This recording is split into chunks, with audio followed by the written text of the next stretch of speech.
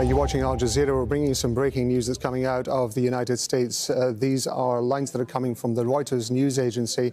We understand that Donald Trump is quoted as saying that he has agreed to suspend bombing and attack of Iran for a period of 2 weeks. Now, this is following a request that was made by Pakistan's Prime Minister Shehbaz Sharif, who had requested an extension of the deadline that Donald Trump had originally set in order for further talks to take place. Donald Trump is apparently quoted to have said that this will be a double-sided ceasefire. Now, he may well be referring to a request that had been made by the Pakistan Prime Minister to Iran to open the Strait of Hormuz for a corresponding period of 2 weeks as a goodwill gesture. The other lines that we're getting through Reuters saying, we have received a 10-point proposal from Iran. We believe it is a workable basis on which to negotiate. Almost all of the various points of the past contention have been agreed to between the United States and Iran. He then goes on to say, we are very far along with a definitive agreement concerning a long-term peace with Iran. I want to go to Osama bin Javid, who's our correspondent, who's joining us here in the studio. It was only just a matter of minutes ago that you and I were discussing the possibility of this ceasefire being put into place. And there was a lot of speculation it was coming too late. You described it as a last-ditch effort by the Pakistan Prime Minister in order to try to get some sort of negotiation. It does seem as though, if these lines are to be believed, that it has had a positive response from Donald Trump. Well, it does indeed. And I think that is going to be a big sigh of relief collectively from the region and beyond, because the alternative was so horrific. As you've seen Donald Trump time and again talk to his social media base and take the rhetoric to a notch where everybody would essentially, there was the level of anxiety around the region was extraordinary in the last few hours. And Donald Trump was the only man who could defuse it, because he's the one who lit the fuse in the first place. Those words, the first post about using swear words on the opening of the Strait of Hormuz, and then saying that he's going to wipe out an entire civilization, just gives you an idea of how much was at stake. So this is, and again, you have to now acknowledge the role relentlessly that was played by the mediators, because as we've been speaking to officials in the last 72 hours, they've been telling us on how uphill this task was in negotiating with both the Iranians and the Americans, because they were essentially talking about egos, not regular diplomacy. I want to just leave it there for a moment, because I do want to go to Mike Hanna, who's joining us from the White House. As I say, Mike, we're just getting these lines now that are coming out. Are you able to confirm what we're hearing? We cannot confirm as yet. There's been no formal statement out of the White House. Obviously, these lines have been coming out from Reuters within the last few minutes. We are waiting to hear formally from the White House, the spokesperson, or indeed even the president himself, who is due to make a decision at 8 p.m. That's in just over 1 hour's time. But just to look at these points that are coming out of Reuters, very, very important. First of all, that President Trump is reported as saying he will suspend the attack on Iran for 2 weeks. This is an absolutely critical issue. He says that he believes the 10-point proposal he received from Iran is a workable basis on which to negotiate. So it's going past what is an apparent ceasefire here. It's going towards the nuts and bolts of a possible negotiated lasting solution. We also hear via Reuters President Trump saying that a 2-week period will allow agreement to be finalized and consummated. He then continues, or is reported to continue, we are very far along with a definitive agreement concerning long-term peace with Iran.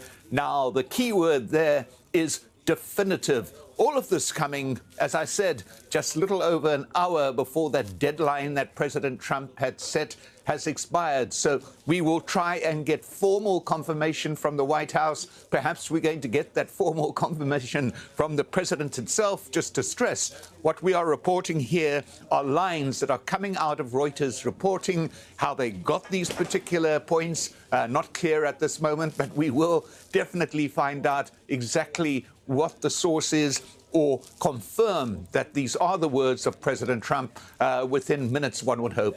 Mike, for now, thank you very much indeed. I want to go to Mohammed Val, who's joining us from Tehran. One of the lines that's coming out, Donald Trump saying that this is going to be what he's calling a double-sided ceasefire. We know that Pakistan's Prime Minister had made a request of Iran to open the Strait of Hormuz for 2 weeks in order to, as he called it, a goodwill gesture. Is there any reaction coming out from Iran? Rob, it's too early to talk about a reaction coming out from Iran. But even for us journalists, we are still reading these lines by Donald Trump and trying to understand them fully, because he talked about suspending the bombing. And it's not clear, at least to me, whether he's suspending what's already going on since the beginning of the war entirely, or he's suspending or he's extending the deadline for that ultimate destruction of the power plants. I mean, I think it is the first option. So Iranians are going to read this, maybe read it again and again to see between the lines, and also to read what is clearly there written. And they're going to look at it and probably going to react it in the next hour or so, or maybe longer than that. Because the Iranians are, again, let's remind everyone and ourselves that the Iranians have always been talking about lack of trust. They don't trust Donald Trump, and they don't seem to be ready, at least from what they have been saying since the beginning of the war. They don't seem to be ready to take his words at face value. But this is a serious offer tonight, and there is a serious deadline. There are only maybe a couple of hours before that bombing that he has been threatening to wage on Iran. He's going to plunge the country into darkness, because it's going to affect the electricity grids in the country, across the country. So this is a serious moment in this war, and the Iranians, I suppose, are likely to take it seriously and look at it and respond to it before the expiry moment of that deadline. It's too early to talk about an official reaction from Iran. But just a while ago, before these lines came out, they were talking again and continuously about defiance, readiness for peace, but also readiness for war. We have seen people taking to the streets, and we have seen statements from almost every single field commander talking about only the option of war as the only guarantee for the Iranians, the only thing they can control, and the only thing that they think will serve their purpose. They have been talking about the other side being the one that is in desperate need for the ceasefire and in desperate need for a deal. They think that Donald Trump is stuck in a quagmire because of this war that has been imposed on him and imposed on the region in general. And he's more desperate for a way out of this war than the Iranians themselves. They have lost a lot in this war already, and they think they can continue because they believe they have what it takes militarily and also the resolve of the nation to suffer any amount of destruction and loss in order to go until the end, and in order to make sure that this war is not going to end in a final defeat for Iran and a situation where it can continue to be bombarded even after a ceasefire. We have seen that in Gaza, we have seen that in Lebanon, and those are strong lessons for Iranians here. They believe that Iran should not be subjected to the same kind of fake deals that we see across the Middle East when Israel and another party to conflict are involved. And that's why Iranians are afraid of a situation where the country will be continuously bombarded after a ceasefire has been signed. Just very briefly, Mohammed, you mentioned, of course, there that it's still very early in the morning. You haven't yet had an official response to this announcement that that is being reported to have come from Donald Trump. We have a Truth Social post that he apparently has posted. They're giving more details. At the same time, we're getting a line from Reuters saying that Israeli military says it's identified missiles being launched from Iran towards Israel. This is going to be a dangerous period, isn't it? Because until Iran is able to say officially that it agrees with this ceasefire, it is very likely that there will still be attacks going from Iran to other countries. Well, that's right. That's the problem. And also, I didn't mention Israel. Israel is the factor for many people here. Israel is the factor of complication and complexity in this situation. It's the elephant in the room. It's the party that hasn't been talking about peace. Instead, reports suggest that Israelis have been pushing hard, that Trump doesn't agree on a ceasefire with the Iranians. And also about these missiles, we don't have a confirmation about the timing of those missile launches, but it's very understandable that the Iranian military is still not fully aware of this, and it is not even already an agreement. It is an offer, probably, seemingly by President Trump. We don't know whether this offer is based on an agreement behind as we say, behind an agreement that we don't know about already by the Iranians there in Islamabad. We don't know if this is something that is reciprocated already.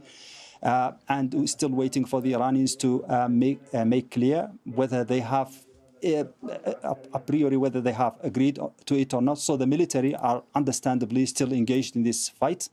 And it will take time for this news. If the Iranian side is on board for this, it will take time for the military to be informed about it and to be given the right orders to stop the launches. But as I said, the problem is we don't know. President Trump didn't mention Israel in this tweet. He didn't mention that the three parties in this war are on board, of course. And that means the Israelis probably are going to continue also to launch attacks on Iran, and that's going to make this situation very complicated even for the American president. Mohammed, for now, thank you very much indeed. We're going to go back